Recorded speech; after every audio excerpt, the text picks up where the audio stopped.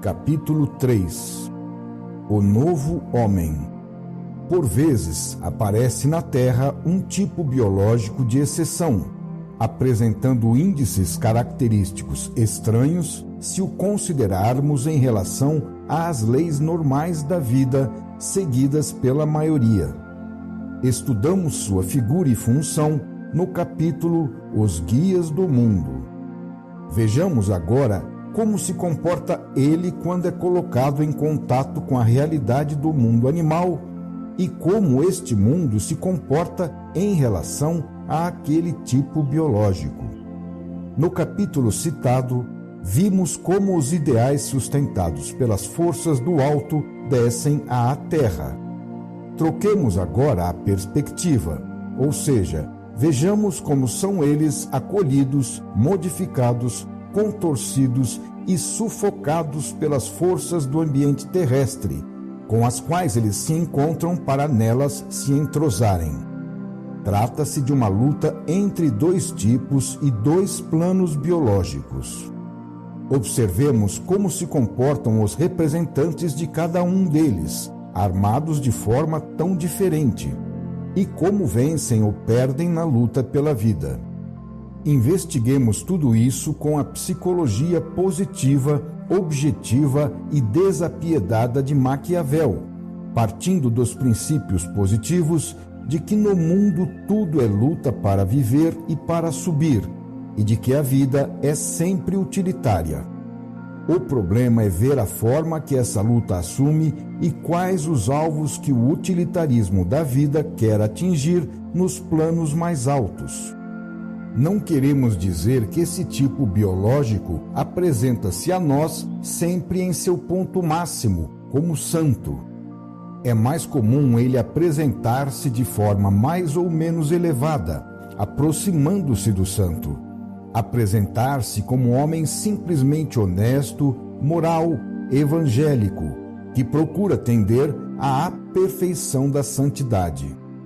O problema interessa, portanto, a mais pessoas do que se pensa, bem como às próprias massas, porque são elas que estão envolvidas nele, o que se pode ver na veneração que tributam ao santo, exprimindo dessa forma, inconscientemente, uma aprovação, o que é uma exigência das leis da vida.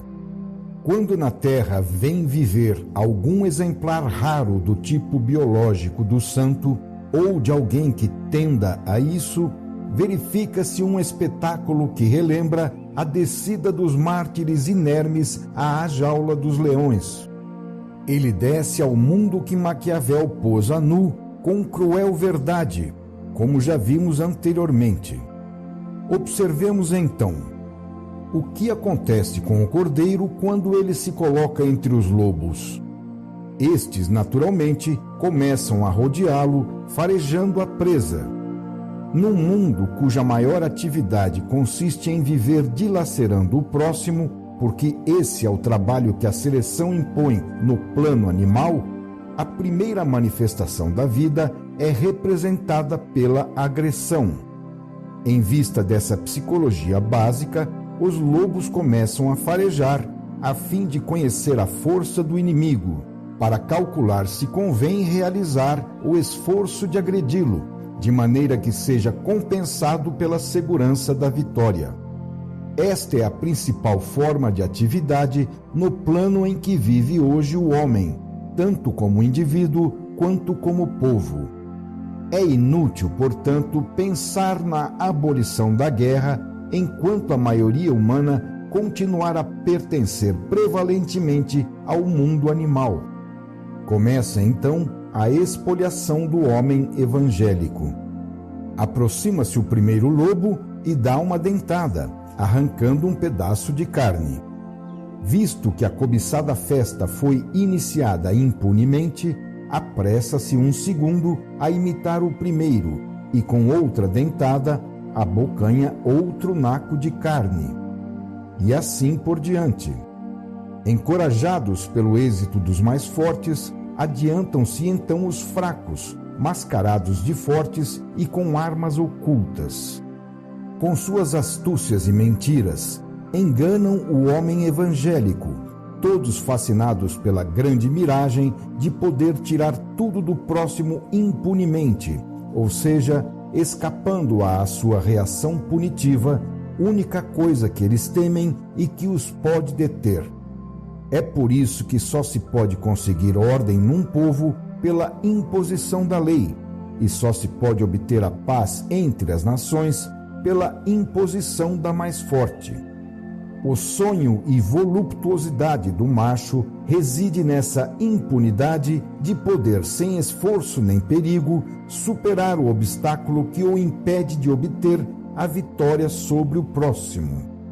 A satisfação, nesse caso, consiste em achar o caminho mais rápido e mais fácil de satisfazer seu instinto de conquistar e dominar para evoluir. Mas, para obedecer ao que a vida ordena ao macho, é de pouca valia satisfazer uma vitória que é apenas mais fruto da fraqueza do vencido do que da superioridade do vencedor. As leis sociais, tais como o equilíbrio dos povos e de seu assalto nas guerras, baseiam-se no princípio de obter o máximo e apoderar-se de tudo, arriscando o mínimo. E pode-se compreender que isso signifique uma vitória no plano humano, mesmo não o sendo num plano mais alto, quando se pensa que o espírito de egoísmo e de domínio, que hoje se procura corrigir com as virtudes de altruísmo e obediência, formou-se no homem justamente porque somente os indivíduos que o possuíam conseguiram sobreviver melhor na universal luta pela vida. Assim, o homem do Evangelho fica reduzido apenas a seus ossos. Estes só lhes são deixados porque de nada servem ao agressor, que se contenta em despojá-lo, não o matando apenas porque isso representa um trabalho que nada lhe rende, única razão para deixá-lo vivo. O que faz então o homem do Evangelho? Tendo descido ao inferno terrestre, olha sua pátria longínqua e se deixa despojar e matar. Ele conhece outra vida, desconhecida por quem o assalta, de modo que não perde muito, mesmo se lhe tiram a vida terrena, que para os outros é tudo. Ele se deixa despojar na terra, pois tem pouco a perder, já que seus valores estão em outro lugar. Então, embora quem o despojou acredite ter vencido, o homem do Evangelho sabe que, ao contrário, seu ofensor perdeu, pois, ao invés de subir para a libertação, prende-se cada vez mais a um cárcere infernal. Por isso se compadece e chora sobre a miséria do seu próximo, que é de tal sorte e tanta que leva este a considerar um belo lugar de permanência a estrumeira humana, julgando vencer, quando, ao contrário, amarra-se sempre mais a seu cárcere.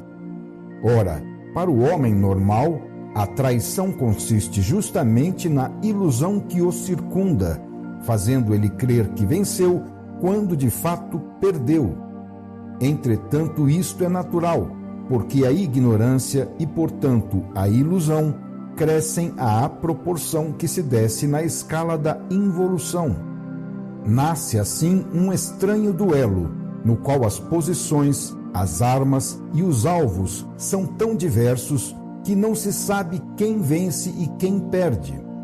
Permanece o princípio fundamental da vida, que é sempre utilitária, só que os alvos utilitários são diferentes.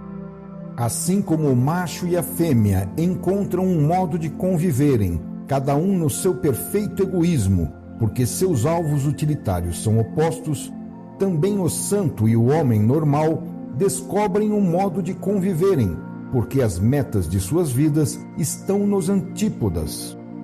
O tipo normal, rei da espoliação, consegue alegrar-se ao esmagar e vencer. O tipo evangélico atinge sua alegria em outro mundo, desconhecido do primeiro, mundo em que a perda das coisas terrenas, que para o outro são tudo, representa quase nada. Sendo eles dois tipos biológicos diferentíssimos e falando duas línguas diversas, É natural que se considerem reciprocamente tolos. Ambos têm razão, mas cada um em seu plano.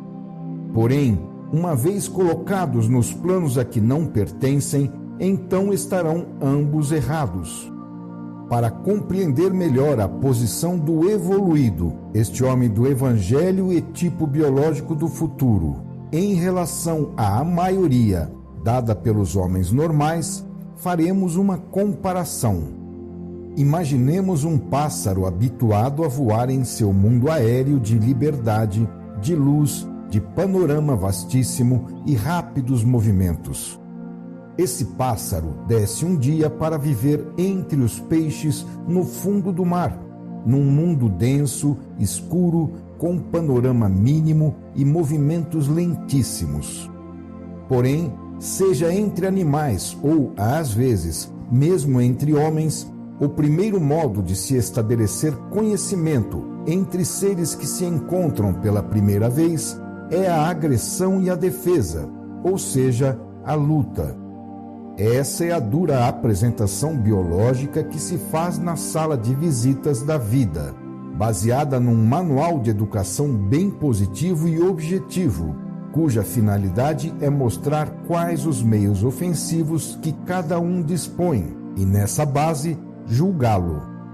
Isso porque no plano animal humano, o valor é dado pela força e pela capacidade de subjugar.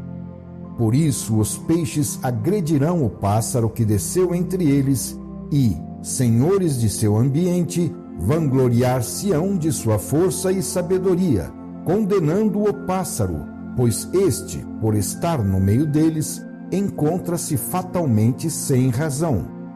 Irão impor a ele, assim, um modo de viver que é produto de seus cérebros de peixe, mas que não será aceitável para o pássaro. Quando este narrar seus rápidos e livres voos nos espaços, em vastíssimos horizontes cheios de luz, os peixes o chamarão de louco. E se o pássaro, para que os peixes tenham mais luz, convidá-los a subir um pouco que seja à superfície, narrando as maravilhas do mundo acima das águas, eles gritarão que é utopia, dizendo: peixe sempre foi peixe, o nosso é o único mundo verdadeiro, o resto é sonho. Mesmo que o pássaro narre tudo para eles, falando daquilo que bem conhece, todos negarão e voltarão ao abismo. Então o pobre pássaro exilado chorará sua bela pátria longínqua e dirá que é um crime produzir filhos, porque é duro demais para ele viver assim. Para os peixes, no entanto, que nasceram em seu ambiente e a eles são proporcionados, a vida pode ser a coisa mais adequada e até bela. Assim, para os seres do tipo comum corrente, a vida terrestre, feita de mentira, luta feroz e dores contínuas, pode ser o necessário. Poderíamos perguntar, com efeito, o que tais homens saberiam fazer melhor do que isso se não tivessem tão desgraçadas ocupações? E como tirá-las deles se sem elas só saberiam morrer de tédio ou destruírem-se com toda a espécie de abusos? Se não houvesse esse freio de tantas dificuldades na terra, quem moderaria sua insaciável sede de gozos? Se não houvesse o recíproco assalto contínuo, quem arrancaria o homem à sua preguiça para obrigá-lo a evoluir? Para o evoluído, entretanto, a coisa é muito diferente. O ambiente terrestre é para ele verdadeiramente um inferno, uma vida inaceitável. Seus instintos são diferentes, suas ideias não são compreendidas, suas mais vivas verdades são utopias. O pobre pássaro, sedento de luz e liberdade, bate em vão as asas para voar. Todos os peixes o acham ridículo. E ele, assim, estragará suas gloriosas asas, só conseguindo mover-se com dificuldade, embaraçado no fundo do mar, lá onde os peixes sabem nadar tão bem e viver confortavelmente. Porém, ocorre uma circunstância. O pássaro, caso os peixes não o matem logo de vez, morrerá de padecimentos e será tomado em vida como louco. No entanto, ele contará coisas estranhas e novas, que nenhum peixe jamais soube ou disse, mas que alguns ouvirão, suscitando então algumas curiosidades. Assim, também no homem comum há um desejo indefinido de progresso, dado pelo instinto de evolução que se desperta nesses casos, porque todos anseiam subir, ainda que muitos parem no primeiro esforço. O pássaro perderá as asas, viverá e morrerá dilacerado, mas sua descida ao mundo inferior era o único meio para fazer chegar um pouco de luz até lá embaixo, luz que, de outra forma, seria ignorada para sempre. A descida do pássaro de seu mundo superior era o único meio para que alguém do mundo inferior dos peixes se movesse e tentasse subir um pouco mais. E o pássaro, ou o evoluído, continua sendo o mensageiro enviado por Deus como vítima, saindo de um mundo superior para iluminar com seu sacrifício um mundo inferior e ajudá-lo a subir. É assim que se pode compreender essa parábola do pássaro e dos peixes. Ela é verdadeira porque se baseia em 3 leis fundamentais da vida, às quais correspondem 3 instintos que são vivos em nós. Primeiro, a fome, para conservar o indivíduo. Segundo, o amor, para conservar a raça. Terceiro, a evolução, para progredir. Biologicamente, todos os seres, mesmo os inferiores, possuem também esse terceiro instinto. Há para todos na vida humana uma necessidade de subir, que constrange os evoluídos a descerem e os involuídos a subirem. O encontro é um choque doloroso, mas é dor genética. A subida só pode ser realizada por meio da dor. Vimos que Maquiavel nos descreve o mundo inferior dos peixes, mas desconhece o mundo dos pássaros. Ele tem razão entre os peixes, porém, entre os pássaros está errado. Quando nos diz que é preciso nos mostrarmos externamente virtuosos, mas que é perigoso sê-lo de fato, permanece fechado nos limites de um mundo inferior. É necessária muita ignorância das leis da vida para errar tanto, e muita insensibilidade para suportar as reações da lei aos erros que são assim perpetrados. Mentir exige esforço, sendo indispensável para suportá-la sermos dotados do instinto da mentira, ou seja, sermos ignorantes e involuídos.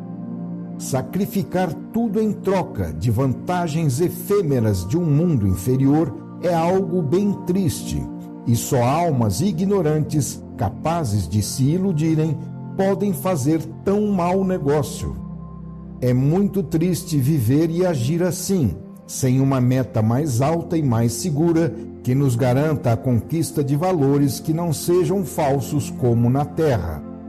Tão logo progride um pouco, o homem precisa de um pão mais nutritivo. Chegar a ser exímio na arte de enganar o próximo não pode satisfazer nenhuma consciência bem formada. O homem fica imensamente mais satisfeito e consegue resultados muito maiores quando, ao contrário, consegue compreender uma lei completamente diversa do princípio de Maquiavel, segundo a qual, abre aspas, quem faz o bem aos outros o faz a si mesmo, e quem faz o mal aos outros a si mesmo o faz. Fecha aspas. Aqui já saímos do mundo dos peixes e entramos no mundo dos pássaros. Mas tudo na terra quer ficar no primeiro desses 2 mundos, de modo que todo o universo é visto na terra desse ponto de vista e reduzido aos termos desse ambiente. Pode haver assim 2 formas de santidade. aquela íntima que Deus vê em segredo, reconhece e recompensa, e aquela exterior, oficialmente declarada diante do mundo, perante o qual a primeira pode passar despercebida. Nem sempre as duas chegam a se sobreporem e coincidirem, porque o julgamento de Deus não pode ser igual ao dos homens. A santidade é, antes de tudo, um fato privado entre a alma e Deus, único que pode julgar o mérito. A satisfação humana é outra coisa. Aqui estamos na terra e a lei da luta invade tudo. Em tal ambiente, enquanto o santo está vivo, muitas vezes é perseguido e até mesmo morto. Somente quando ele foi verdadeiramente embora, havendo plena certeza que a sepultura encontra-se bem fechada e que ele não fala mais, então nasce o grupo que o santifica. Falamos do santo no sentido amplo, daquele homem excepcional que mais tarde um grupo escolhe como bandeira para que muitos medíocres possam tornar-se um pouco maiores à sua sombra. Assim, cada religião, cada partido político, cada período histórico tem seus eleitos, porque o instinto de deificação é um fenômeno biológico desde as fases primitivas da evolução humana. Ele está inserido no instinto de progresso, pelo qual se procura, por meio de homens de exceção, criar modelos para imitar, evoluindo com eles. Seja Lenin para os comunistas ou o chefe de uma ordem religiosa para esta, seja um general para o exército ou um mártir para uma ideia, o princípio utilitário para a vida é sempre o mesmo. O grupo escolhe um chefe ideal para sua glória, mas sobretudo para seu poder e defesa. O grupo gosta de criar para si um modelo para mostrar principalmente o que os seguidores pretendem parecer. Que de fato o sejam, isto é outra questão.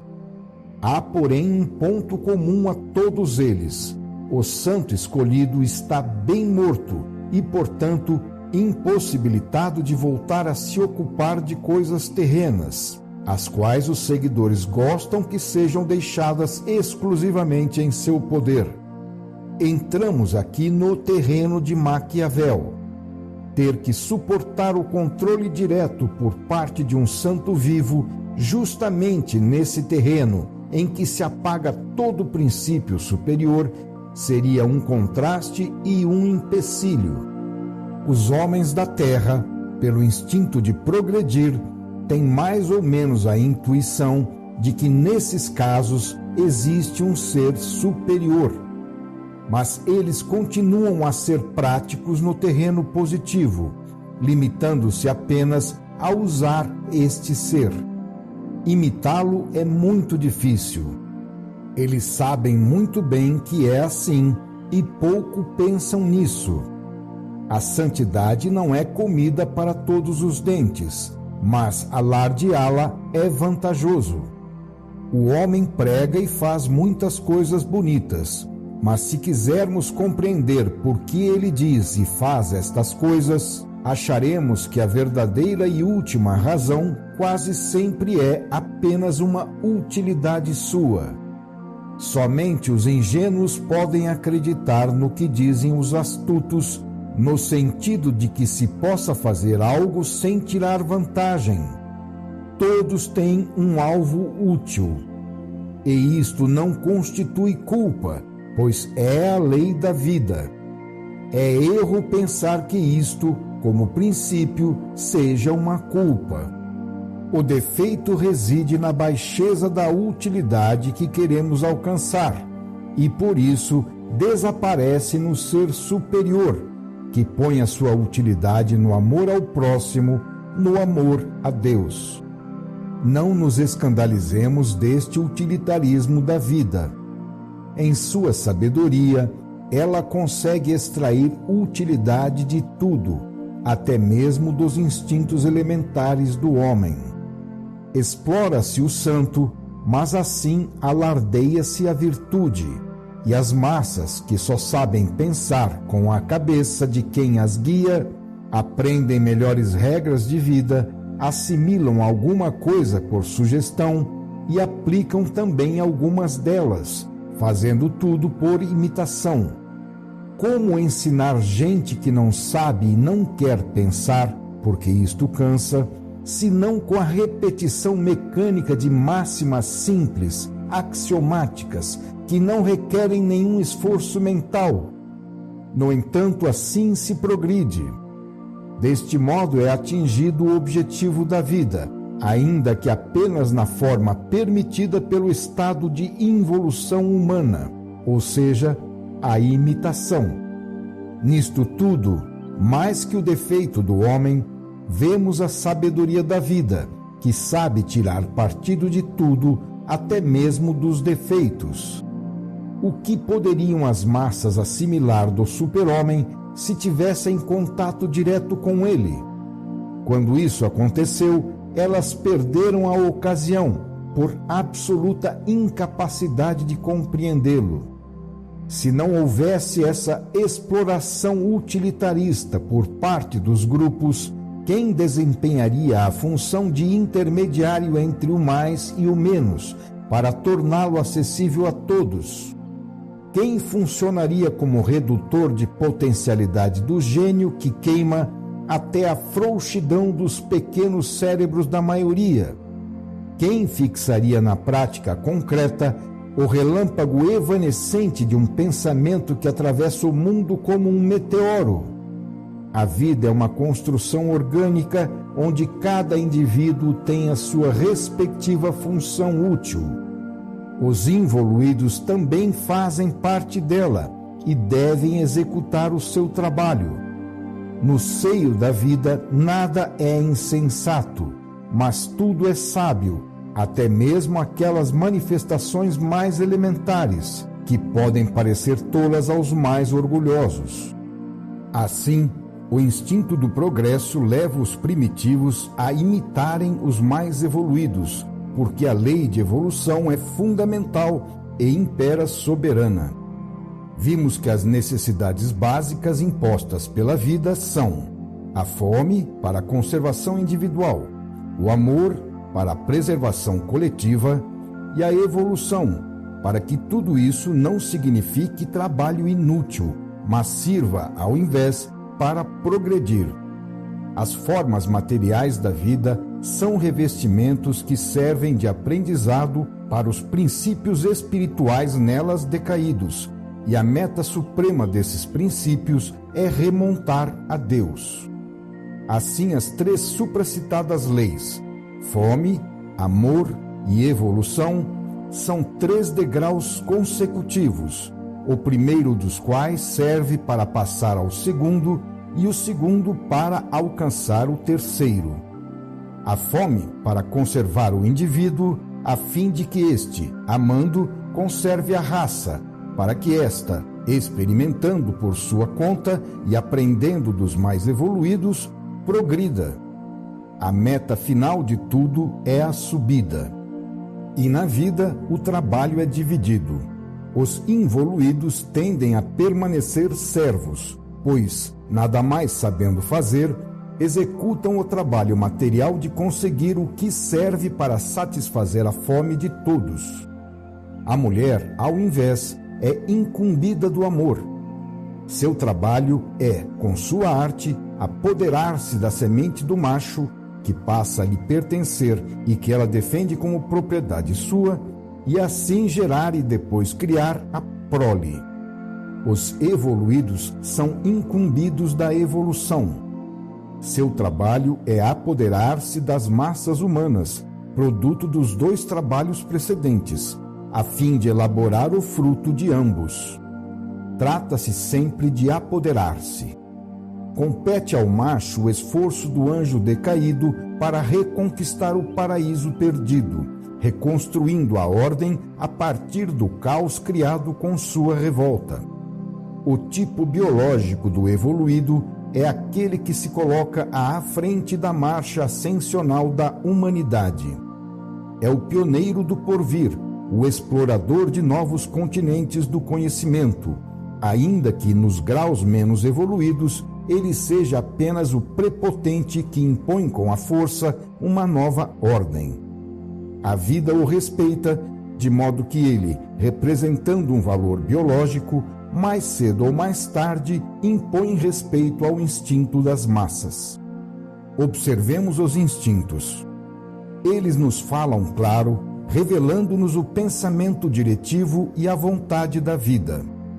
Assim, o homem sente-se impelido, não sabendo porquê e obedecendo sem discutir, a utilizar o produto da vida alheia para nutrir-se, seja planta ou animal, dos quais então se alimenta. Por outro instinto, também sem discuti-lo, o homem é impulsionado a utilizar a mulher para se reproduzir, sendo assim levado a amar. Por fim, para satisfazer seu instinto de progresso, o homem anseia utilizar o super-homem, sendo levado assim a venerar, glorificar e imitar tal biótipo, embora o tenha antes desprezado e perseguido.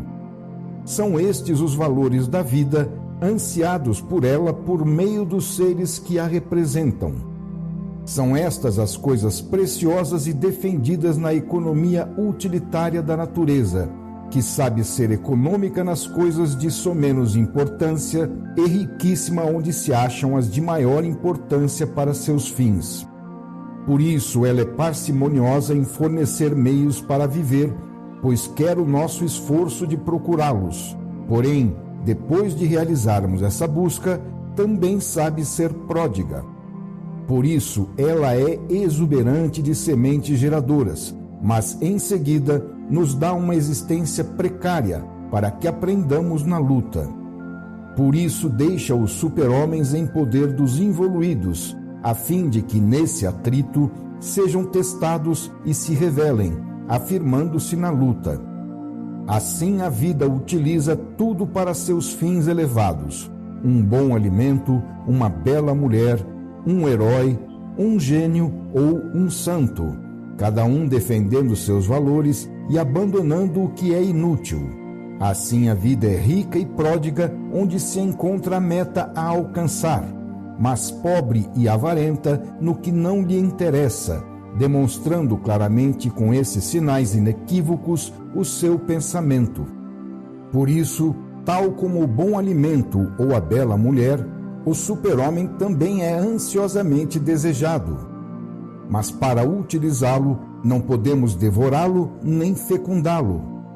É preciso imitá-lo. Mas isso é difícil, pois ele pensa e age de modo muito diferente dos outros.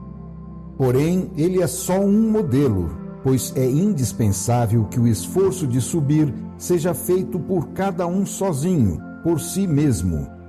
Também os macacos imitam, mas apenas o lado externo, sem compreenderem o significado dos atos que repetem. Da mesma forma, as massas se limitam a imitarem as atitudes aparentes, julgando que a santidade consista no jejum, na pobreza, na castidade ou na humildade, sem perceberem que estes são apenas acessórios exteriores, o lado negativo da renúncia ao mundo, e não o lado positivo e verdadeiro da santidade. Mas o homem só vê o mundo e concebe todo o universo em relação a esse único ponto de referência. Foi por isso que ele reduziu a paixão de Cristo particularmente à carnificina de um corpo, já que o resto encontra-se longe demais do seu mundo. A santidade, porém, é algo positivo, construtivo no espírito e não apenas destrutivo no corpo. Ela é feita com a renúncia, mas só para conquistar mais e em ponto mais alto. É feita com a solidão, mas apenas para abraçar todas as criaturas. É feita com os aparentes ócios materiais da contemplação, mas unicamente para dinamizar-se numa atividade espiritual maior. Assim, do santo, o homem imita aquilo que compreende melhor. mas que vale menos e que pode assimilar melhor, pois encontra-se mais próximo da sua natureza de involuído. Todos temos riquezas imensas ao nosso lado.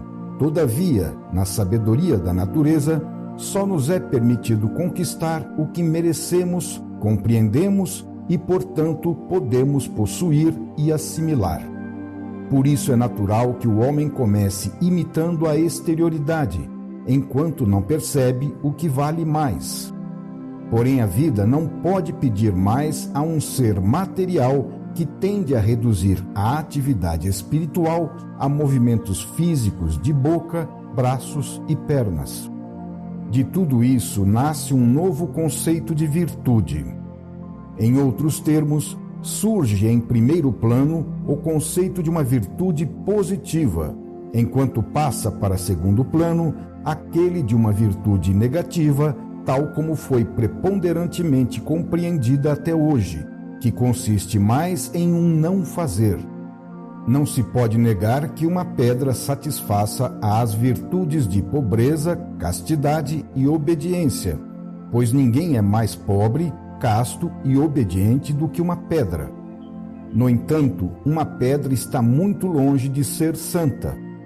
Dessa forma, encoraja-se a inércia, sufocando e oprimindo o eu, ao invés de desenvolver os seus recursos. Mas isto se explica, pois o homem, pelo fato de estar situado na animalidade, que é o seu mundo e a sua casa, e por não conhecer ainda uma nova, nada mais pode fazer senão destruir a sua casa atual.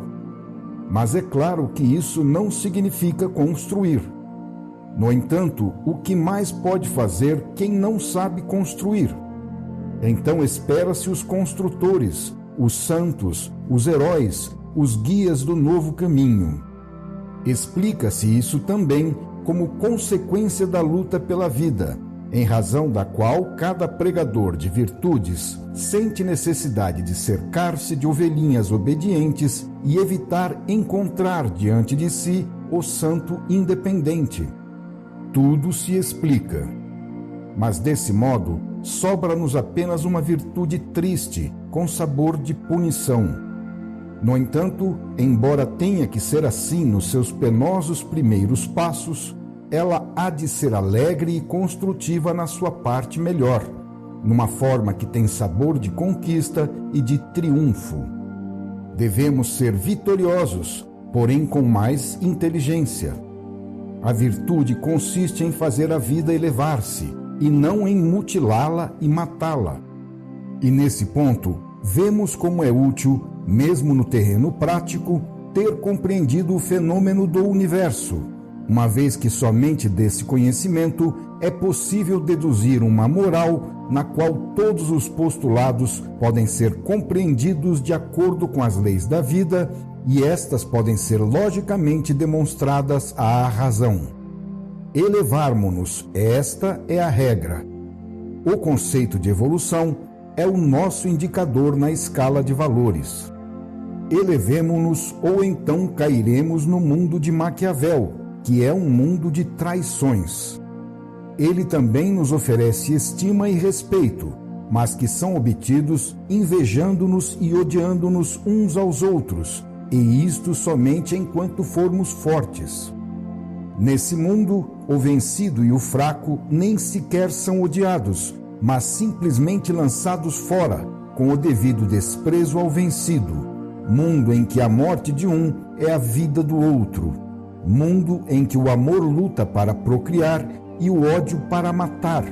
Mundo em que cada momento de vida deve ser conquistado contra todos, numa luta sem tréguas em cada pensamento e ato.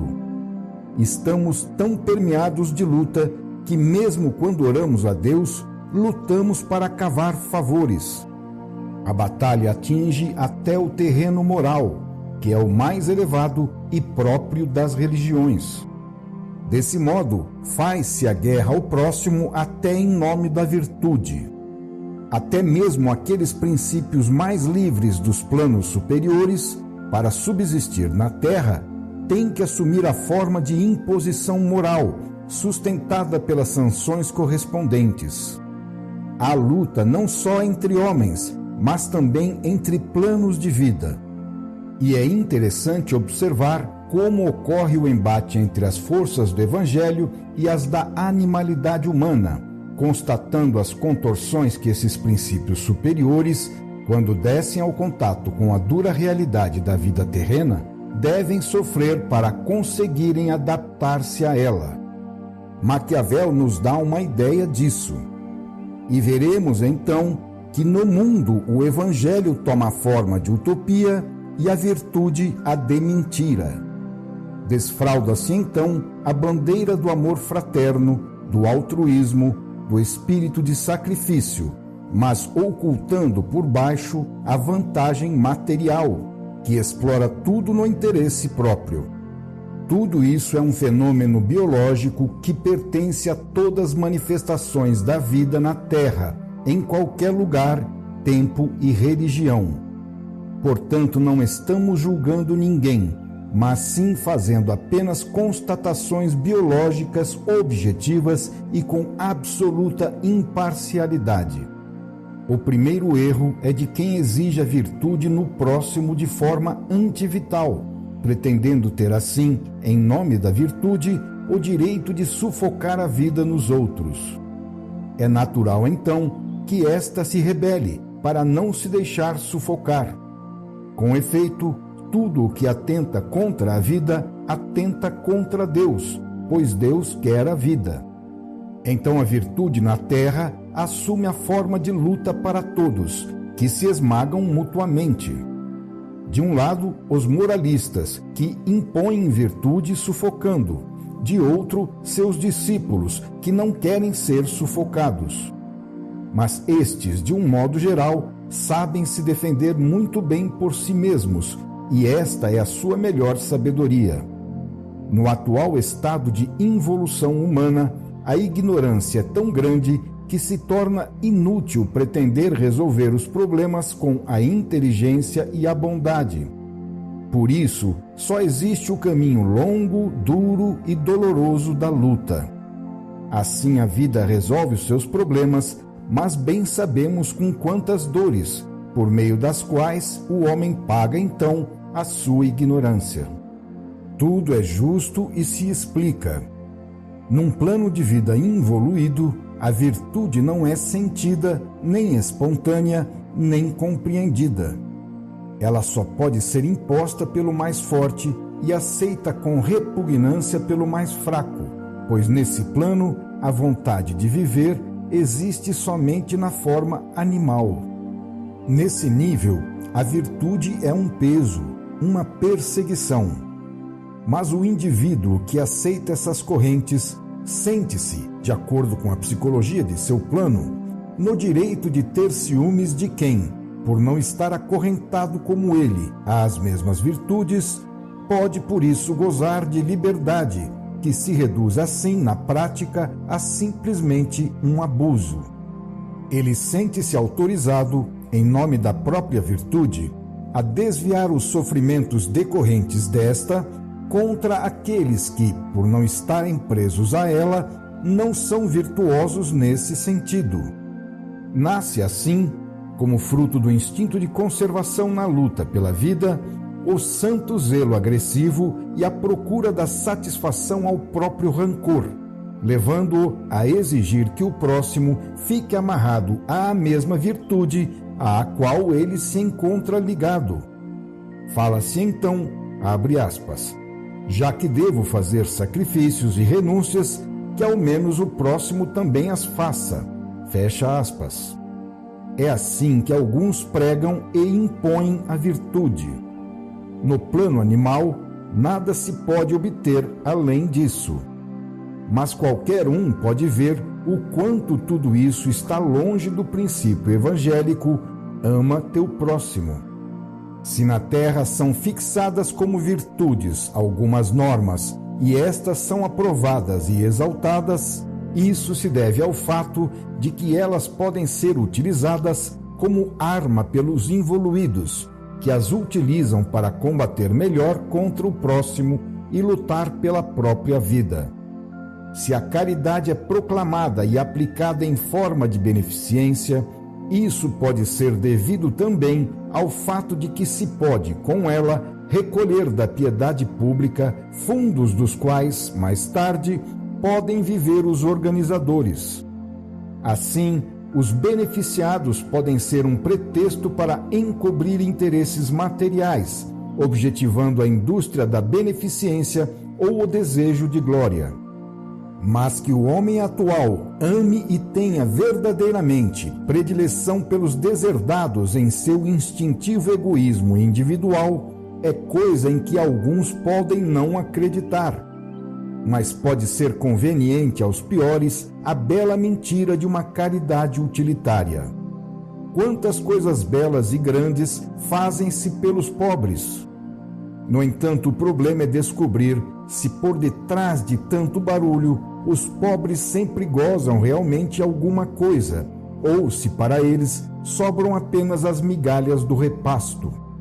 Porém, como pode alguém que conhece o homem atual admitir que ele sempre trabalhe desinteressadamente pelo próximo? Não dizemos que a vantagem seja um furto, o que seria escândalo, mas pode ser a conquista de uma posição, o que é admissível, ou a glória, o que é tolerável, e assim por diante. O alvo pode ser também o domínio moral da classe, base do poder. Por que, na Europa, o clero sempre lutou para manter o monopólio da instrução pública nas escolas contra o ensinamento dado pelo Estado e sempre procurou ao menos reservar para si uma cátedra de religião? No entanto, como pode quem conhece o homem de hoje acreditar que interessem a alguém os princípios em si, sem que signifiquem algum interesse de domínio individual ou de casta? Quem pode acreditar que o homem, em cada caso, gaste suas preciosas energias por algo que não lhe renda uma utilidade de forma positiva e imediata? Existem, sem dúvida, muitos casos genuínos de admirável bondade e sacrifício, mas se pode pensar também que nem tudo o que reluz seja ouro. Esta é a contorção que tem de sofrer o princípio da virtude para descer à terra no campo em que se debate o problema da conservação individual. Nada disso ocorreria na aplicação da virtude se o homem amasse o seu próximo, levando em conta os direitos que o seu semelhante também tem à vida, respeitando-o, ao invés de servir-se de sua própria virtude para dominá-lo. Só há uma solução para o problema: ajudar todos a viverem. O homem quer, antes de tudo, viver. Se isso pode desagradar ao inimigo, que então o condena, não é por certo culpa diante de Deus. Em nosso plano, quando alguém quer nos sufocar no direito de viver, asfixiando-nos, tirando-nos o ar, o espaço e aquilo que necessitamos, Deus não desce diretamente para nos ajudar, mas faz isso por meio de nós mesmos, dizendo-nos, abre aspas, defende-te, ajuda-te, fecha aspas, porque o esforço de defender a nossa vida deve ser nosso. Então, por exemplo, se um fraco não tivesse outra defesa senão a mentira, e se quiséssemos pretender, em nome da virtude, que ele dissesse sempre a verdade, obrigando-o assim a renunciar à única arma que ele tem para defender sua vida, os culpados seríamos nós, que o estaríamos agredindo em nome da virtude. Isto porque, para poder exigir dele uma virtude que o desarma num mundo de armados, temos primeiro o dever de libertá-lo da necessidade de usar esse meio de defesa, garantindo-lhe o espaço mínimo necessário para viver. Garantir isso a todos, eis a grande obra da justiça social a ser realizada. Somente desse modo poderão cessar as reações ao esmagamento que dissemina tantos rancores nos oprimidos. Esta é uma das razões das revoluções. O povo reconhece que os princípios são justos e percebe quando a classe dominante o atraiçoa, enganando-o. O povo exige que também os chefes vivam esses princípios. A Revolução Francesa foi baseada no ateísmo porque o clero francês, em nome de Cristo e pregando o Evangelho, só cuidara de se apoderar das melhores posições sociais, traindo Cristo e o Evangelho. E ainda agora, se o povo às vezes se revolta, ele age assim em geral contra todos os maus ministros que o merecem.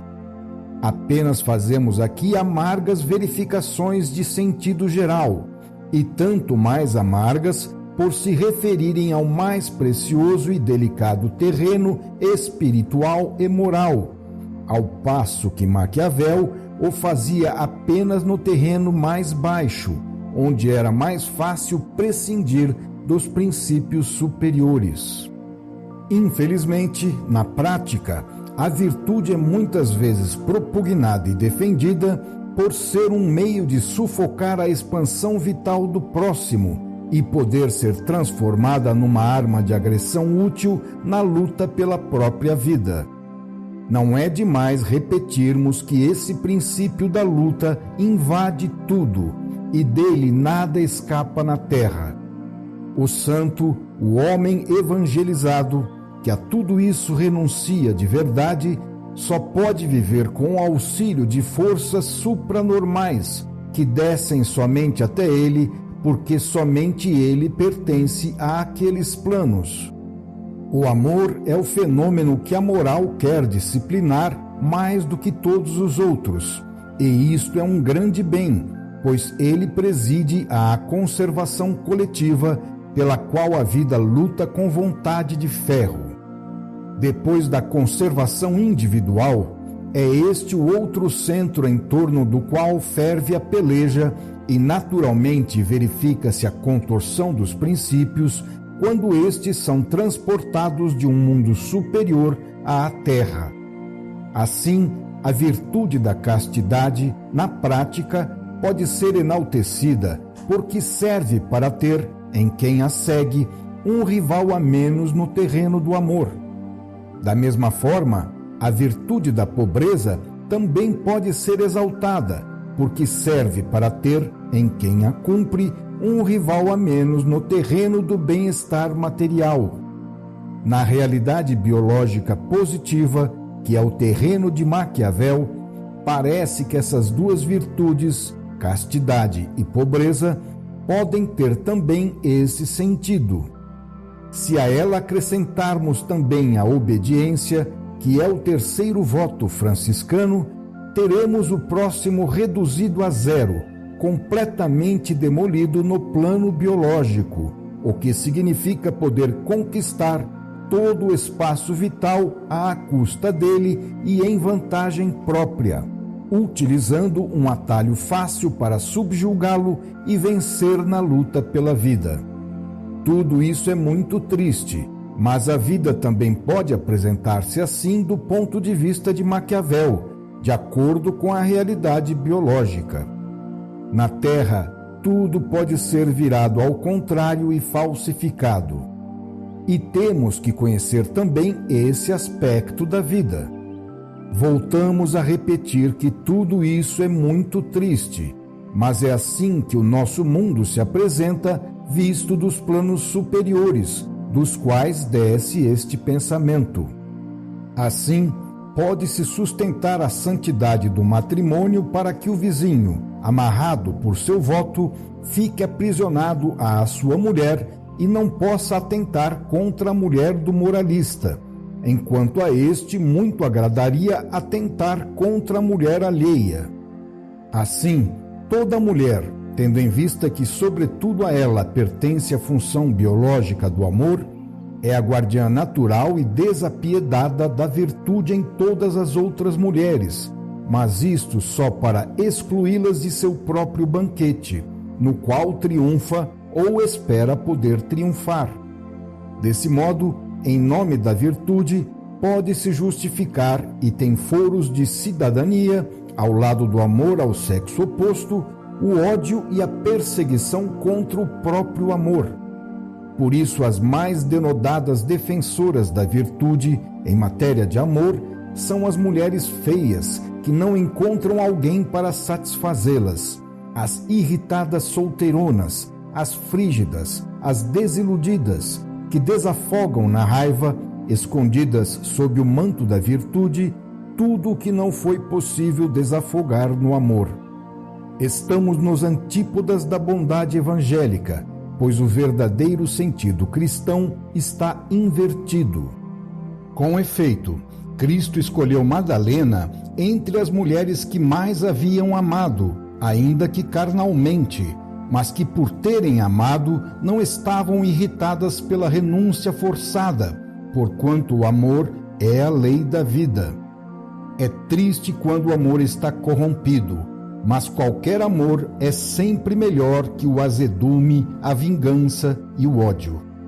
Se esse é o abuso que se pode fazer das normas que pretendem regular a vida humana, não se pode negar sua utilidade como regra de vida para a maioria, nem o grande conhecimento da natureza humana expresso por elas em relação aos instintos animais de revolta e luta, de egoísmo e avidez do tipo biológico dominante, qualidades presumidas nele por tais normas.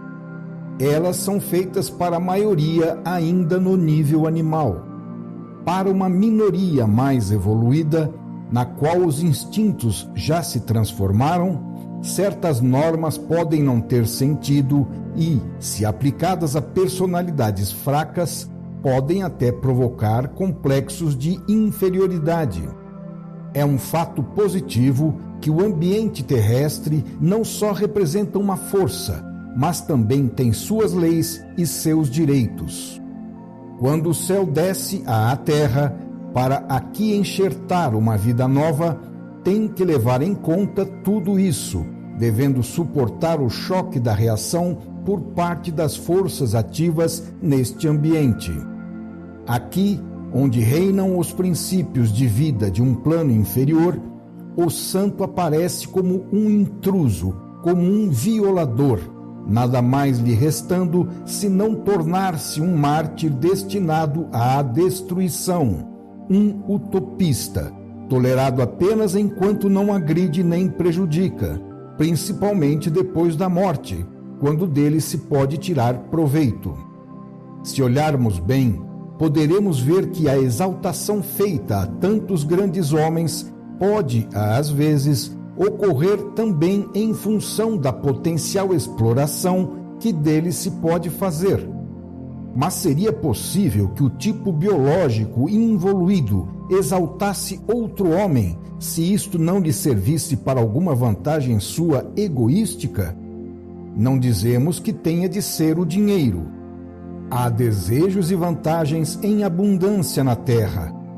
Como poderia ser diferente num mundo em que cada posição, pela necessidade de uma luta universal sem tréguas, transforma-se numa trincheira ou num refúgio para o ataque e a defesa?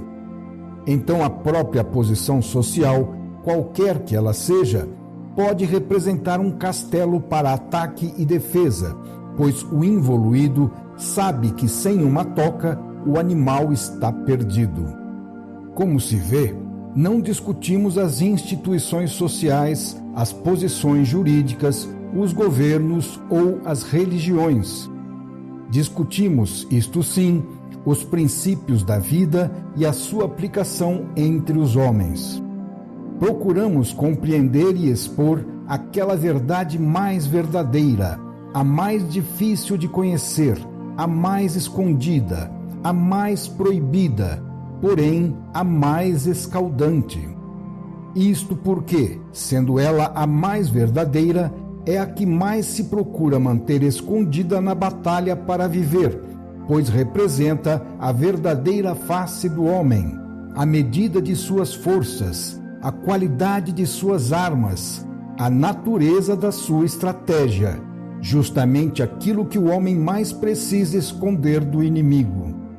Essa verdade é a mais proibida de se falar, porque expõe os métodos e os alvos do jogo sujo e oculto inerente à animalidade e à vergonha da baixeza dos instintos, coisas cujo reconhecimento representa uma degradação que ofende o orgulho humano.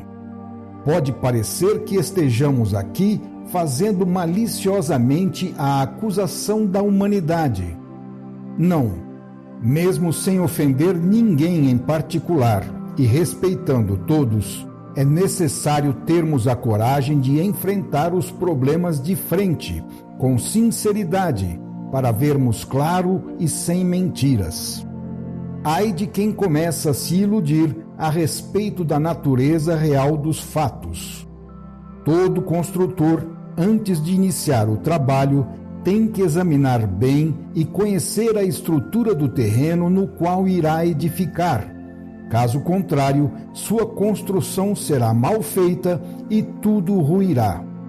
Temos que partir de bases positivas, daquilo que a realidade biológica nos oferece. O otimismo que devemos alcançar deve ser aquele férreo, capaz de arrombar todas as portas e de vencer todas as resistências, e não aquele fácil e simplista de sonhadores ignaros do mundo. Não podemos criar o terreno para nós, ele é o que é. Compete à habilidade do engenheiro saber construir sobre ele, conhecendo seus defeitos, corrigindo suas falhas e utilizando o que for aproveitável.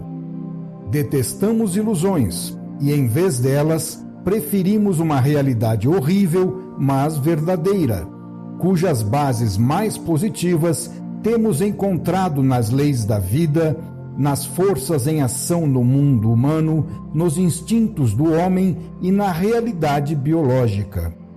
Neste volume, que é diferente dos anteriores, por ocupar-se mais da terra que do céu, podemos dizer o que não foi dito nos outros. São reveladas assim fealdades que não deveriam ser expostas. Mas certamente não as dizemos para nos demorarmos nelas com alegria.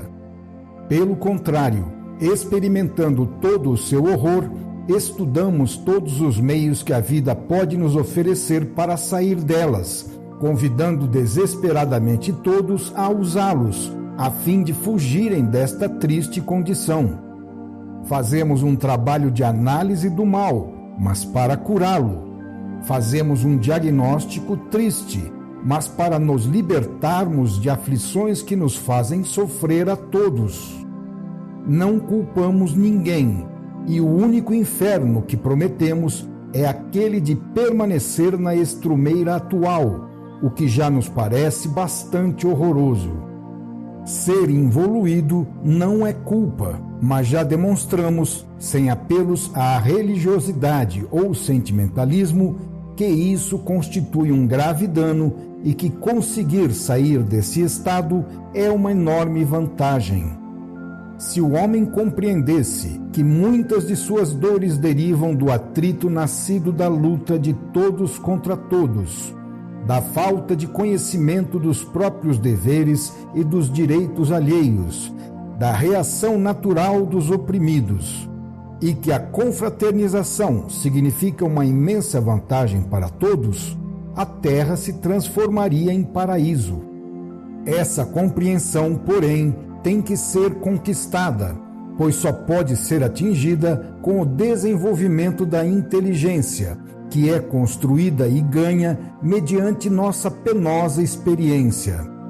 Aqui procuramos abrir as mentes para essa nova forma de vida. As leis biológicas já estão escritas, o caminho já está traçado e é absolutamente necessário seguir por ele, mas nós é que temos de percorrê-lo, transformando-nos aos poucos. O espírito de egoísmo e de revolta, bem como a desordem dominante em seu modo de viver, provam que o homem atual é involuído.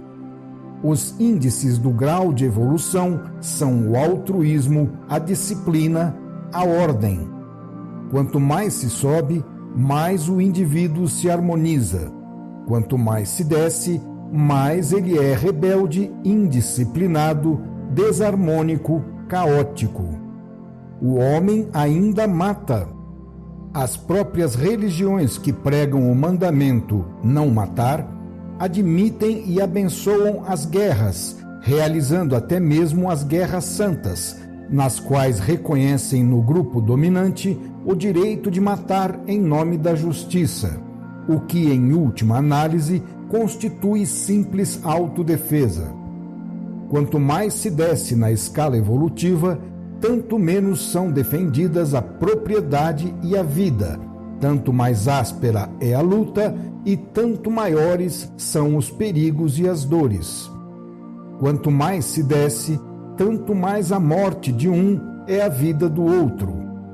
Quanto mais se sobe, tanto mais a vida de um é a vida de outro.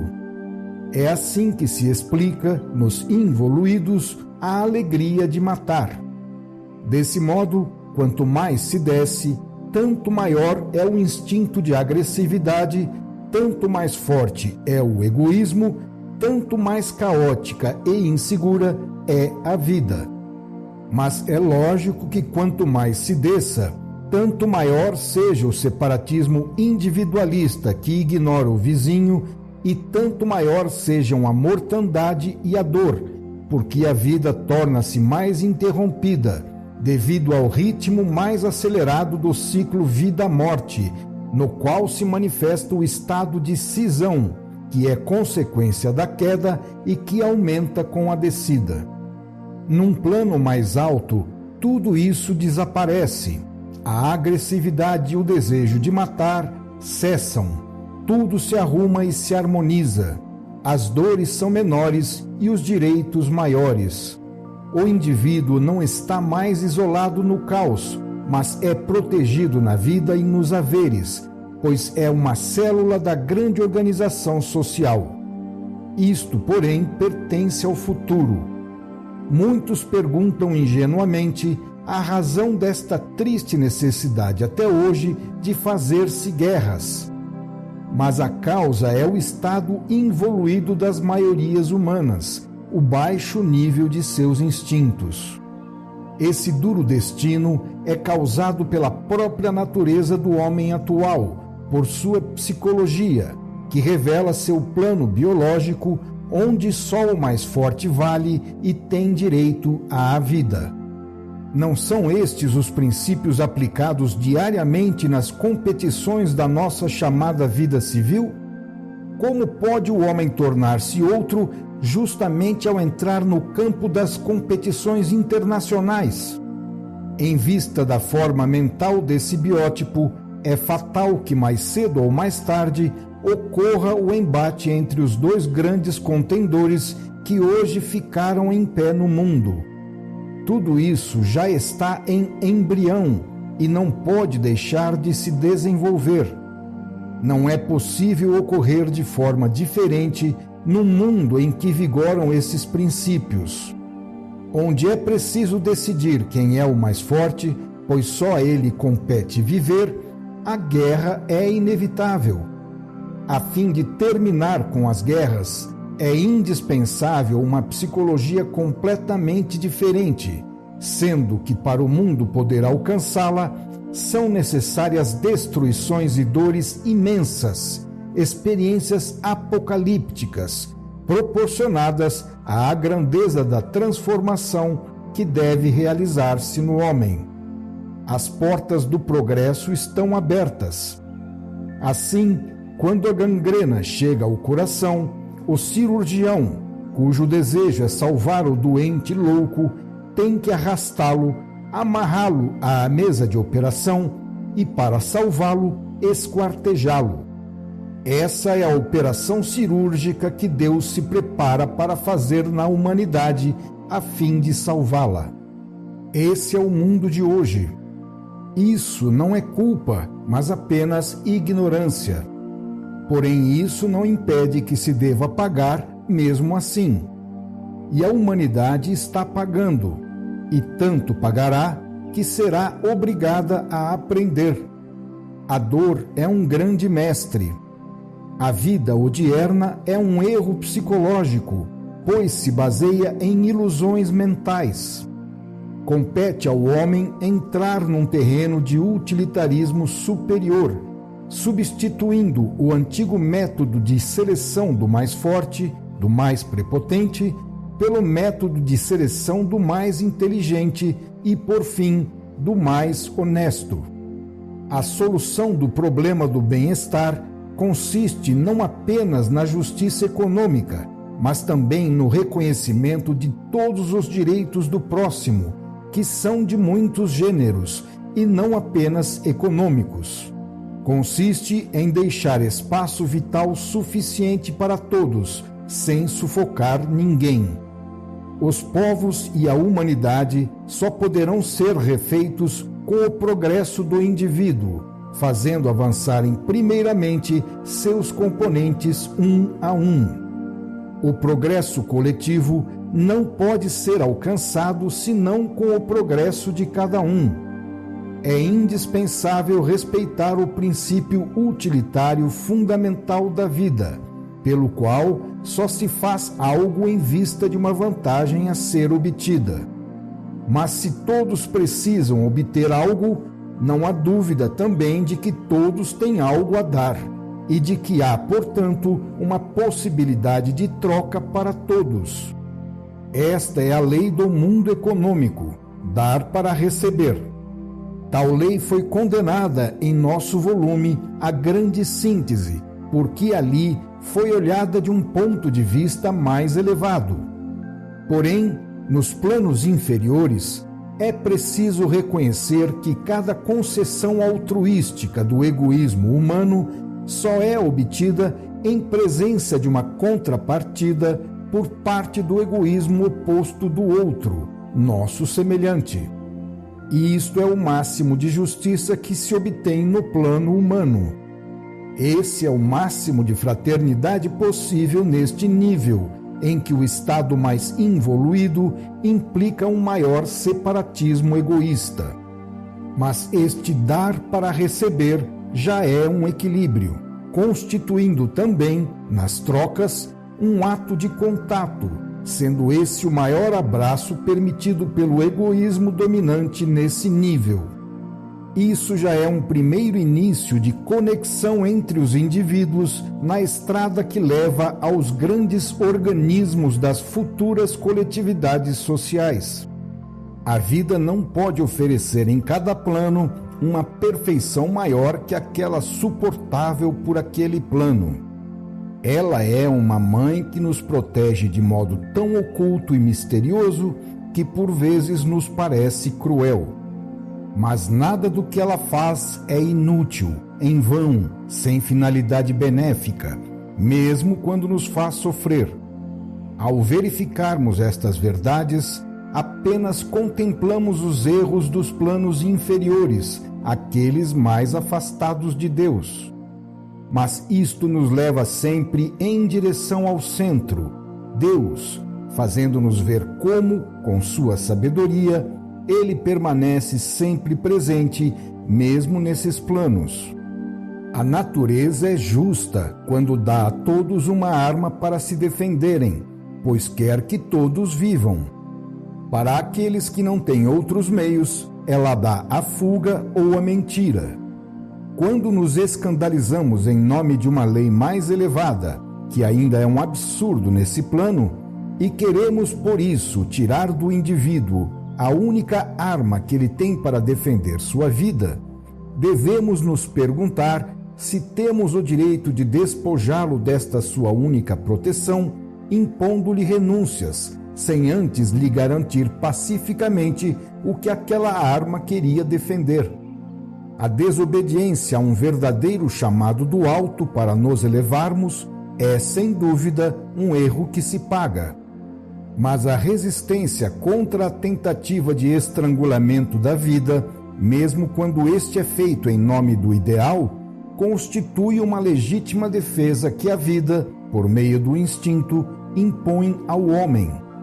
É difícil dar normas particulares para a aplicação dos princípios em cada caso prático.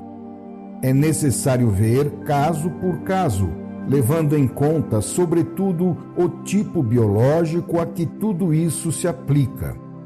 A maioria involuída precisa da virtude imposta e do terror do inferno, porque, sem o império de uma autoridade e sem o medo da própria condenação, nada faria de bom.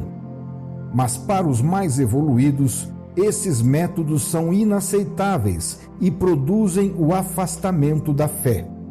Tudo o que se faz na terra é feito em relação e proporção às qualidades dominantes da maioria. Às minorias compete apenas adaptarem-se a um mundo que não é feito para suas medidas. Ainda aqui, é o mais forte que vence, sendo a força, neste caso, representada pelo número. O poder do santo pertence a planos superiores, tanto que na terra parece fraqueza. Sua arma defensiva é tão evoluída que se torna amor. Ele se deixa explorar e esse é o seu triunfo. O santo personifica a inversão dos valores correntes, razão pela qual, entre ele e o homem normal, não podem nascer rivalidades, pois estas não podem encontrar, entre pessoas com necessidades e metas diferentes, pontos de contato e, portanto, de atrito. Uma vez que não há competições nem rivalidades, então não há luta. Tais atritos não são possíveis também porque o evoluído e as massas involuídas desempenham trabalhos complementares e, portanto, estão entrosados um em função do outro. Para o evoluído, o trabalho é civilizar. Para as massas, é serem civilizadas. Em geral, o santo não pode ser, e não é de fato, compreendido pela maioria, razão pela qual o seu triunfo fundamenta-se num mal entendido. Há certamente outras razões biológicas pelas quais a vida exige a vitória do tipo mais evoluído. No entanto, prevalecem aquelas mais próximas, dadas pela realidade mais perceptível. Como podem os instintos utilitários da vida ser esquecidos e silenciados diante do santo? Sem dúvida, uma intuição confusa faz as massas sentirem, através do julgamento dos mais adiantados, que há naquele homem um raro campeão. Mas é isso suficiente para que contra ele não se exercite o egoísmo humano? O santo é sempre um renovador, e quando não é até mesmo morto por isso, sua inovação e superioridade atraem prosélitos, formando então o grupo do qual ele fica sendo o núcleo espiritual, a ideia central, que aquele grupo, para obter vantagens, começa a defender contra todos os outros. Inicia-se então a glorificação do santo, chegam os reconhecimentos oficiais, forma-se a corrente favorável na psicologia coletiva, surgem os meios e constroem-se os grandes templos em sua memória. Dada a sua grande independência na vida, ele dificilmente é domesticável, pois foge para o seu outro centro de vida, ignorado pelos normais, que esperam ele estar bem morto, pois só então ficam bastante seguros que a sua figura não pode mudar nem reagir e que é possível apoderar-se dela. As massas sabem que o santo, mesmo não sendo imitável, pode, no entanto, ser utilizado como farol luminoso remoto para interceder junto a Deus, a fim de obterem glória para o próprio grupo ou cidade de que fazem parte e de ganharem o paraíso com as indulgências pedidas pelo santo no céu. Utilizar é a vontade manifestada pela vida através dos instintos das massas, as quais exigem isso e das quais não se pode pedir mais. Assim é a natureza humana em seu plano, e não se pode inculpar ninguém por isso. Este é o único modo em que um pouco do céu pode descer à terra. Foi assim que se firmou o sistema das indulgências, pois esse é justamente o sistema que satisfaz o desejo e corresponde à mentalidade da maioria. Com isto, queremos apenas explicar e não acusar. Fugimos da acusação fácil ao próximo, seja ele quem for. De quantas coisas já não foram acusados os ministros de todas as religiões e crenças? E tudo sempre em nome da virtude, como fazem, aliás, todos os acusadores, que se julgam sempre do lado da razão e de Deus, enquanto condenam ao inferno ou aos seus equivalentes todos os seus opositores. Essa é a luta pela vida, igual para todos. Mas todo acusador, seja ele quem for, deveria confessar que, em geral, para viver, condena somente enquanto luta contra um grupo inimigo e que, tendo os mesmos defeitos que eles, luta para substituí-los com os mesmos métodos na mesma posição. Um acusador mais leal deveria reconhecer que é da mesma raça e plano de vida dos acusados. Assim, por exemplo, o cristianismo foi censurado por usar a ameaça do inferno. Mas, sem falar da necessidade dessa pressão para se poder conseguir algo dos involuídos, a reação contra esse inferno era justamente para tirar do cristianismo a sua única arma, que só podia ser psicológica e espiritual, e poder então vencê-lo mais facilmente. Num mundo assim, como poderia sobreviver sem armas uma tal casta, à qual se deve, sem dúvida, o fato de ter sido possível o cristianismo chegar até nós? Além disso, ao acusarem, não estão os acusadores realizando o mesmo ato de condenação que a Igreja usa com a ameaça do inferno? Tudo é luta pela vida, de todos contra todos. Tudo na terra pode ser transformado de bem em mal. Assim, a defesa dos princípios pode, ao invés, constituir de fato uma busca de prosélitos, sobre os quais se possa mais tarde elevar o próprio trono, transformando-se desse modo numa caça aos mais sugestionáveis e fracos. Estes, por sua vez, aceitam os princípios para obterem um refúgio, um pão, uma defesa. Quantas vezes uma profissão de fé pode servir para resolver o tão difícil problema da vida? Esse é o problema que todos compreendem bem e que a realidade impõe que compreendam. Mas ter uma fé, crer de fato, é um ato que a grande maioria ainda não está madura para compreender totalmente e que, para ela, tem valor relativo, ao passo que aquela realidade tem um valor muito mais real e tangível. Assim é a vida para todos, uma luta tão dura que não permite o luxo de uma fé que pese.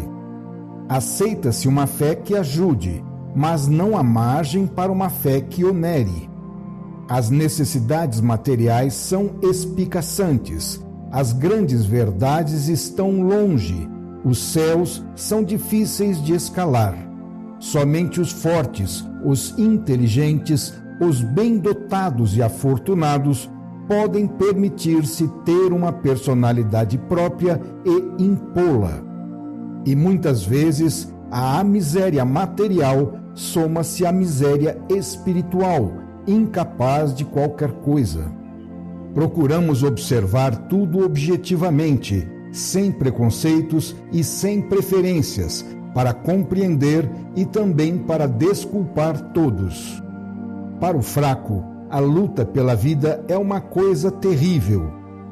Deseja-se aplicar grandes princípios a todos, mesmo aos que nada disso compreendem.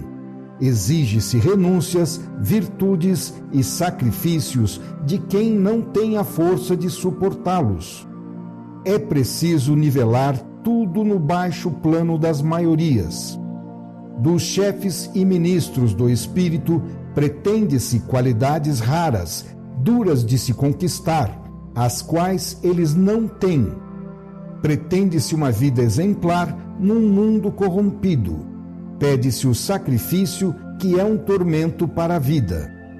Mas, se falta o material humano por toda a parte, como improvisá-lo? Os fracos, que são tantos, procuram defesa. Por isso, para serem defendidos, lançam-se nos braços do mais forte, que venceu. Em meio a uma luta tão áspera para viver, o desejo de proteção torna-se agudo. Forma-se assim, entre os chefes, aqueles fortes e vencedores em todos os campos, e os fracos, um contrato tácito, pelo qual os primeiros, para obterem uma base de poder, oferecem defesa e vantagens, e os outros, para obterem isso, adaptam-se e aceitam tudo. É fácil de ver que tipo de confiança estes chefes podem ter em tais prosélitos, pois, tão logo um chefe cai, quase todos o renegam, desprezando-o e abandonando-o. Não foi o próprio São Pedro induzido a renegar Cristo 3 vezes porque temeu por sua vida? Naquele momento, o ataque foi medonhamente concreto, e isso é o que persuade a maioria, que vale menos que São Pedro. Desse modo de se comportar, não queremos dar uma justificação, mas sim uma explicação. Se o homem não fosse colocado em tão duras condições pelas necessidades da vida, como a fome, a defesa, etc., nada disso aconteceria. Também não aconteceria se ele tivesse a força que o ideal requer dele, de desafiar e vencer as leis da vida, que o ameaçam. Dom Abbondio, personagem do romance Os Noivos, de Manzoni, dizia, abre aspas, mas coragem ninguém pode dá-la, fecha aspas. E se tanto admiramos Cristo, é também porque ele, demonstrando ter uma força que nenhum homem possui, foi um vencedor. Mas quando ele pereceu na cruz como vencido, quase todos o abandonaram. Não é sempre a vitória e o poder o que admiramos? Com isto queremos explicar não só o comportamento humano, mas também o comportamento da vida, que é justa. Ela é utilitária, mas exige que as condições exprimam de fato a realidade e correspondam, com posições positivas e concretas, à medida exata do valor de cada um. Apesar das imprescindíveis defesas imediatas que manifestam a compaixão da natureza, e mesmo quando estas prolongam um estado de injustiça ou de erro, tudo tende a exprimir a verdade, manifestando a verdadeira natureza das condições individuais. Assim, o forte e inteligente é premiado com o triunfo, enquanto o fraco é derrotado, para que desperte e se fortaleça. Mas a vida dá para todos um ponto de desforra ou compensação. Assim, visando manter seus equilíbrios, a quem ela dá muito por um lado, retira de outro lado. A aqueles muito dotados de certa qualidade, estabelece uma correspondente carência ou privação. Ao mesmo tempo, dá aos deserdados a habilidade de se apoiar no séquito dos mais fortes, formando com essas diversas adaptações a estrutura social. Se tal estrutura existe, é porque a posição coletiva também corresponde ao utilitarismo da vida, produzindo vantagem para todos. Nas velhas cidades medievais, todos eram inimigos entre si, mas todos estavam apertados pelos mesmos muros para a defesa comum. Somente por esse princípio pôde nascer a unidade europeia. Assim, por mais diversa que seja, cada posição é útil para todos, pois a derrota ensina, o triunfo recompensa e a esperança de alcançá-lo encoraja, as adversidades estimulam a reação e a fraqueza acha apoio dobrando-se diante dos fortes, que dessa forma utilizam os fracos para governar, vencer e progredir. Assim caminha a vida e cada povo aprende. Os povos velhos, como os da Europa, possuem tudo mais precisamente disciplinado em normas exatas. As virtudes religiosas e civis são codificadas, sendo difícil escapar delas. As coisas livres e lícitas são cada vez em menor número. Mas, com todo esse aperfeiçoamento, a luta pela vida é mais dura que nos países novos e jovens, onde, ao menos, não há pressão demográfica. Na Europa, o indivíduo está mais afeiçoado ao dever, o que faz brotar os substitutos e requintes da luta, que se torna manhosa. A inteligência é toda mobilizada desesperadamente e assim consegue produzir obras-primas na arte de sobrepujar o próximo da forma mais elegante e legalmente perfeita. Nos mais fracos, porém, surgem complexos de inferioridade, penosas adaptações, contorções do instinto, aberrações nervosas, formas patológicas que se fixam na raça, cujas culpas mais tarde são atribuídas ao indivíduo. Todas essas consequências são reações da vida, pois esta não quer ficar sufocada pela ordem, que, embora ajude, também oprime e acaba esmagando muitos. Outros, dotados de paciência, adaptam-se. Assim, a religião da resignação ajuda a viver, pois dá uma esperança no porvir. Sem dúvida, nesse ambiente, a inteligência desenvolve-se. Infelizmente, porém, nem sempre ela tem força para enfrentar a subida para o alto, preferindo dobrar-se para os atalhos que levam para baixo.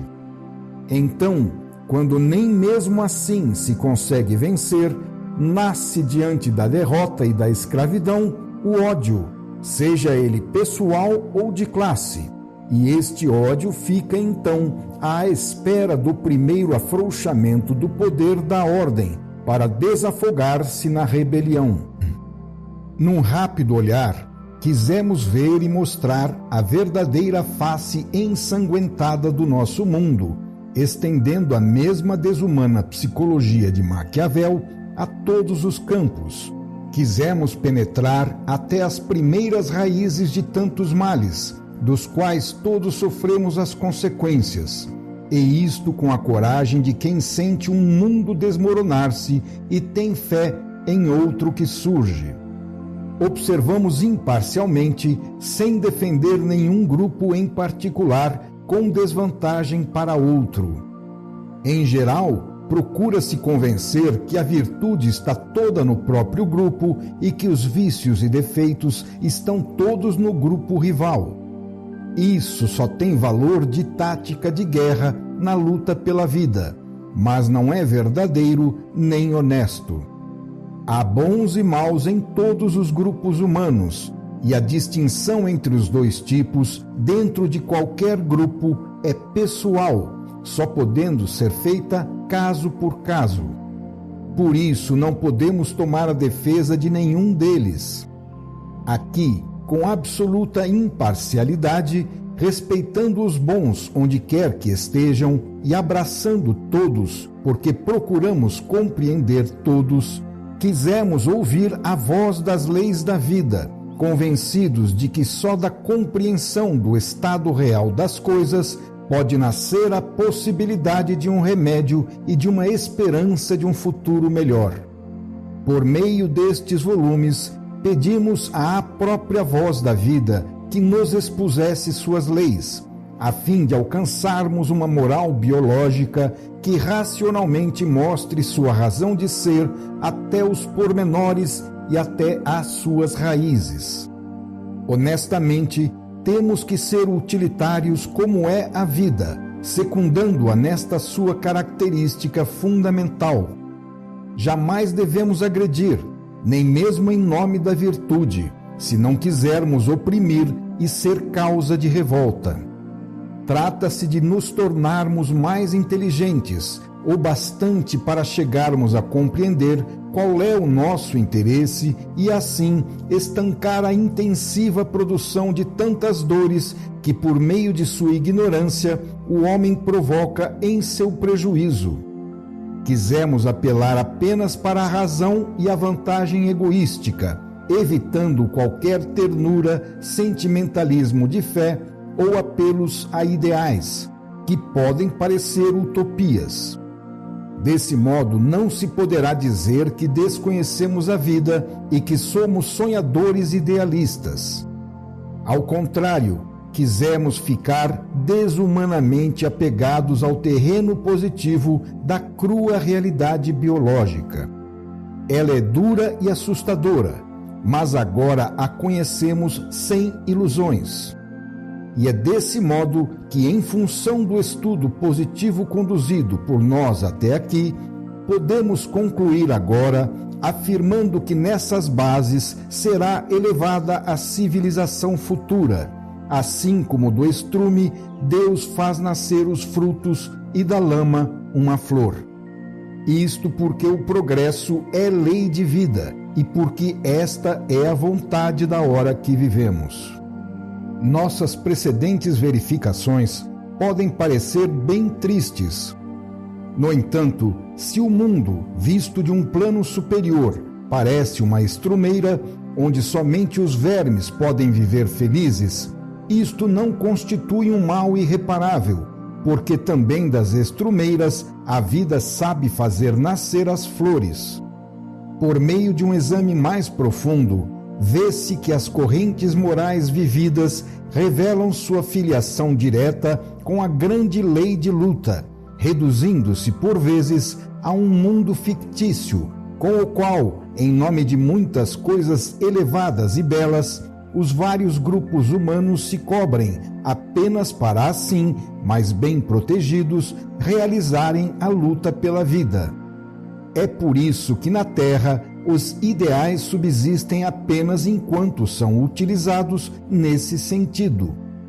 Na realidade biológica, cada grupo, aproveitando-se de tudo, constrói uma moral para seu uso e defesa e procura impor a todos os outros grupos, que por sua vez fazem o mesmo, reagindo ao assalto. O grupo mais forte, vencedor de todos os outros, cria a moral dominante, que é lei para todos, à qual as minorias são obrigadas a se submeterem porque estão em inferioridade numérica e, portanto, são mais fracas. Tratam-se de morais humanas, relativas, de combate, com finalidade de ataque e defesa, mutáveis no tempo e de país para país. A moral de Deus não pode ser essa, mas sim a própria moral biológica manifestada pela vida em seu funcionamento, que só pode ser a expressão do pensamento de Deus em cada determinado plano. Chegou a hora de superar essas morais praticadas debaixo da hipocrisia, escondidas daquelas proclamadas. Superar essas morais de grupos, de interesse para ataque e defesa. Superar essas morais, filhas da luta pela vida, cobertas de mentiras, nas quais as maiores ideias que o homem possui são utilizadas somente para vencer a batalha da existência. Infelizmente, esta é a realidade da vida. Chegou a hora de olhá-la de frente, seja qual for ela, sem falsos pudores, a fim de sobrepujá-la. Havemos de ter a coragem de lançar fora a máscara, e será salutar conseguirmos nos envergonhar de nós mesmos. Devemos acreditar com fé que Deus está pronto a nos ajudar em nossa miséria, tão logo tenhamos diante dele a coragem da sinceridade. Enquanto nos cobrirmos com a mentira, Deus jamais poderá nos reerguer. Temos de compreender que a maioria dos nossos males, nós mesmos os queremos fazer contra nós, pela nossa teimosia, filha da nossa ignorância. É hora de superar este tão doloroso estado de imbecilidade e falsidade. As tristes verificações feitas aqui não nos devem tornar pessimistas ou céticos, nem imorais ou amorais. Animados sempre de fecundo otimismo, temos que descobrir e compreender a mais profunda e universal moral biológica, na qual a vida diz honestamente a verdade nua. O passado ficou para trás e temos que olhar o futuro.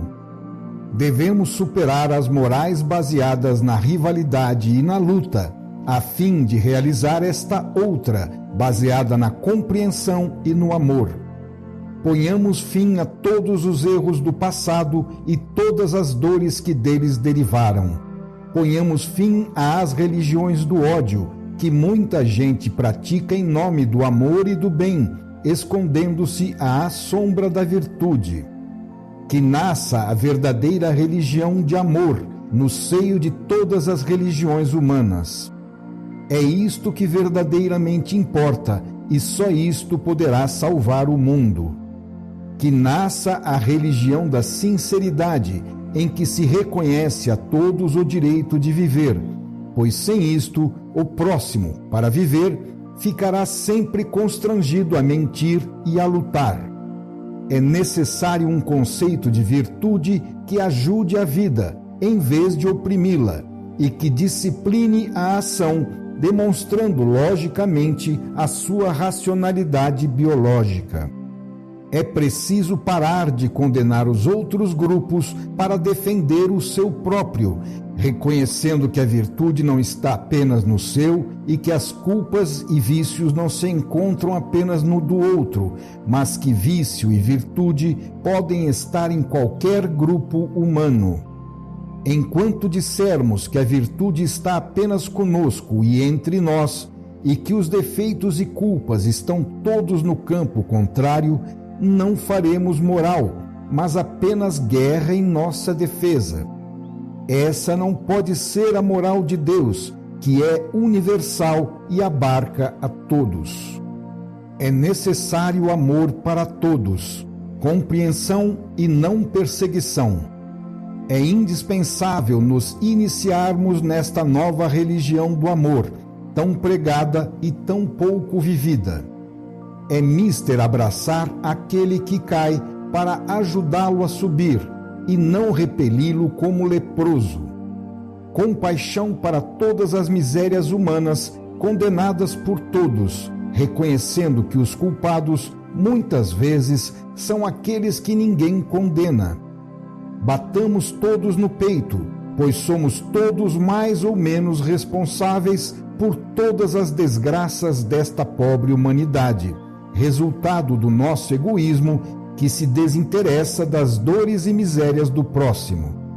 Toda a culpabilidade que a sociedade pune no desgraçado que caiu em seu laço e nele se deixou prender é uma culpa da própria sociedade, que não deve permitir a formação daquelas tristes condições em que forçosamente há de nascer a culpa. Quantos delitos se praticam impunemente todos os dias, porque feitos com astúcia, representando isto um choque que se transmite, caminha e repercute até atingir as costas de alguém que é então abatido e com sua derrota condenado. Nossa vida individual e social está assentada em erros, em mal entendidos, em mentiras, em violações dos mais elementares direitos da vida, em esmagamentos sobre os quais muitas vítimas gemem, porque não sabem reagir para se defenderem. A humanidade carrega em seu passivo um fardo de injustiças, que são forças biológicas ativas a reclamarem compensação nos equilíbrios da vida. É preciso decidir-se a retificar tudo isso, pagando essa dívida humana para com os deserdados, e pagá-la mediante o amor, se não quisermos pagar amanhã à força. Não obstante, A justiça está presente e a vontade de Deus é sempre ativa para realizá-la. Eis o que deve fazer o novo homem. Eis como ele deve conceber a vida. Deus colocou nossos olhos à frente para irmos adiante e não para retrocedermos. O problema é refazer o homem e a hora soou. Como já dissemos, não se pode chegar à renovação da sociedade senão através da renovação de cada indivíduo. É inútil gritar que é utopia. Os tempos estão maduros. Para quem não quiser renovar-se, existe a possibilidade de ser definitivamente eliminado da vida. O novo mundo chega veloz e não pode caminhar na estrada dos velhos métodos e conceitos. Quem compreendeu que a lei da luta e da seleção do mais forte impera na Terra, sabe que o choque entre as duas grandes potências restantes hoje é inevitável e que, portanto, não se pode escapar a uma destruição gigantesca. Tendo em vista a estrutura psicológica humana atual e os meios bélicos já preparados hoje, é uma fatalidade que se tenha de concluir desse modo. Isto está implícito no sistema social político hoje vigente no mundo, que caminha assim para ser obrigado a compreender, à força e através da dor, que tem de renovar-se. Então a humanidade melhorará, porque os piores terão se destruído mutuamente e a dor terá aberto a inteligência dos sobreviventes. Nada desenvolve tanto a inteligência como a dor. Estamos às portas de grandes transformações. Renovam-se os tempos e já passou a hora da aceitação passiva e da cega repetição por inércia dos tradicionais conceitos do passado. Quem se encaminhar em primeiro lugar para a renovação, quem souber caminhar mais rapidamente pelas novas estradas da vida, estará mais preparado para entrar no novo mundo que nos espera, terá mais probabilidades de ser salvo, porque ele representará o novo tipo biológico selecionado pela vida, com o qual esta, por lei de evolução, desejará construir a mais adiantada humanidade do porvir. Final do capítulo 3.